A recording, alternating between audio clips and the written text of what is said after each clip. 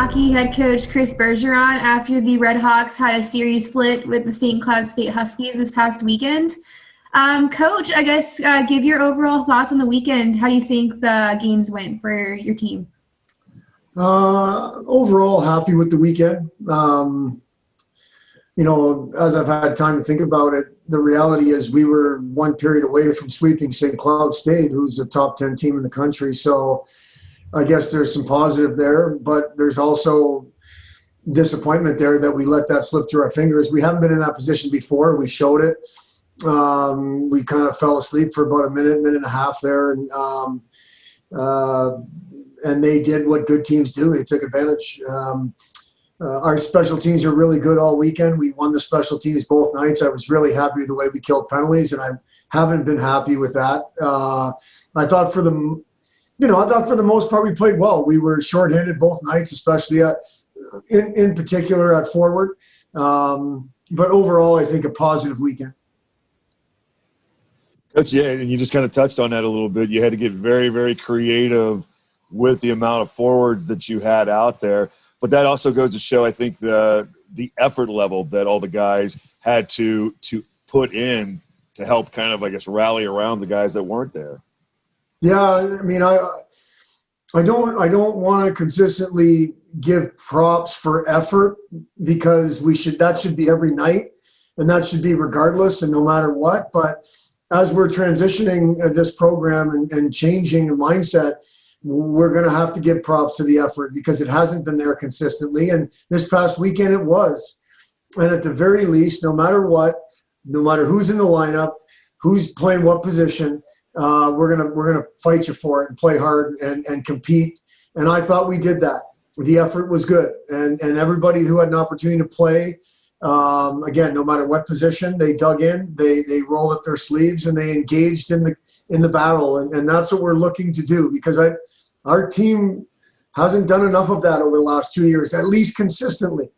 And it was nice to see us. It was nice to see us engage in that battle. And the last couple home weekends we've done that against Duluth, against St. Cloud. On the road, it's been a little more inconsistent over the last month, but I definitely think some guys took advantage of an opportunity and competed really hard, and that's definitely a good thing. You made mention to me in the pregame on Saturday night, you had a chance to honor the 6 seniors who are with the team right now. And I thought it was kind of pointed at talking about what they have had to been through, not just this year, but kind of over the course of the 4 years. And I want everybody that maybe didn't get a chance to hear that during our broadcast Saturday for you to kind of talk about it again. The 6 seniors, I'm not exactly sure the number when they came in as freshmen, how many kids were part of that class and what type of exit or whatever. I don't think anybody left that group when we got the job, but maybe a couple of years before. I don't know that. But with these 6 kids have been through 2 head coaches, 6 assistant coaches, and a worldwide pandemic that a lot of kids their age have been through that they shouldn't have had to deal with. But we're talking about these boys specifically. The coaching changes is not what you sign up for at the college level. I think for the most part in our sport, there's minor transition wads. It's not happening all the time. So you don't really plan for it. And that's difficult, man. What they've been through and what they persevered through has to be recognized, has to be talked about, because it's just a fact. I'm not saying we're right, but I'm sure our message has been different than the people before us. They make a commitment to this assistant coach or that assistant coach because that's usually the ties that are made in recruiting. And that gets turned upside down and sideways. And here they are on the other end, 3 months from graduating from a great institution. Hopefully an experience that they'll look back fondly of. Obviously not from a winning and losing perspective. And some of them was not from a playing time perspective. But I still feel like I hope that Miami has been a positive part of their life over the last 4 years. And that's all I was referring to before the game Saturday. And I think it was so great and poignant to say that. And then you had the chance to play Grant Valentine, one of those guys who maybe didn't see as much playing time as he would have hoped for, the goaltender. but you gave him a chance to start in the game Saturday against a top 10 team. And in the end, he gave your team a chance to win that game. That was a pretty neat storyline, I think, if that was the last time he plays competitive hockey. Yeah, I mean, he's earned it. He earned a start. He's been a consistent contributor over the 2 years we've been here. And senior night is not always a situation where all the seniors can get in the lineup, but we felt like this year it was. And unfortunately, Ben Lown was injured, so he couldn't be. But it was really great to see Val go in there.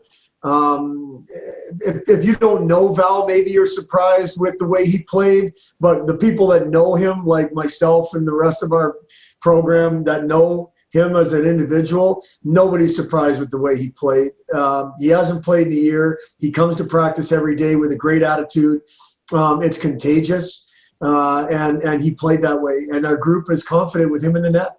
And at this point, Wads, who knows what's going to happen over the next month. And maybe it isn't his last game. And he proved that it doesn't necessarily need to be.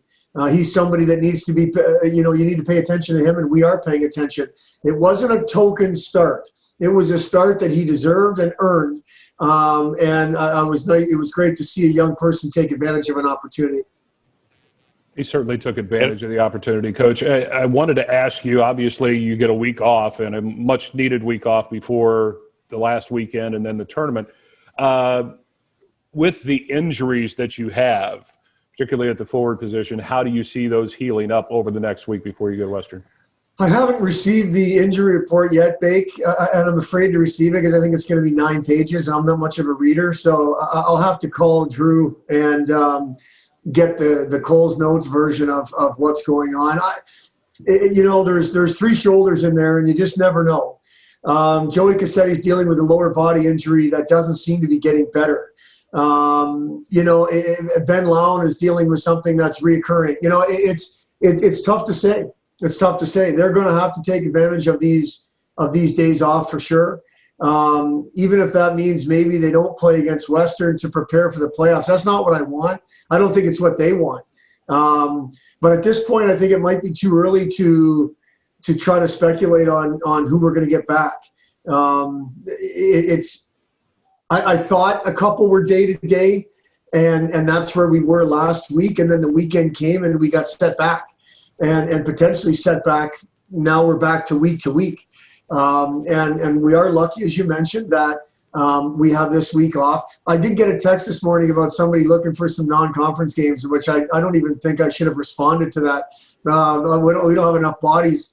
But no, we're going to take this opportunity to rest and hopefully we'll get some guys back. But I just think it might be a little too early to comment on if and when guys are going to be back, based on how this past weekend went and the new injury plus the ones that were already in place that seem to have taken steps backwards, unfortunately.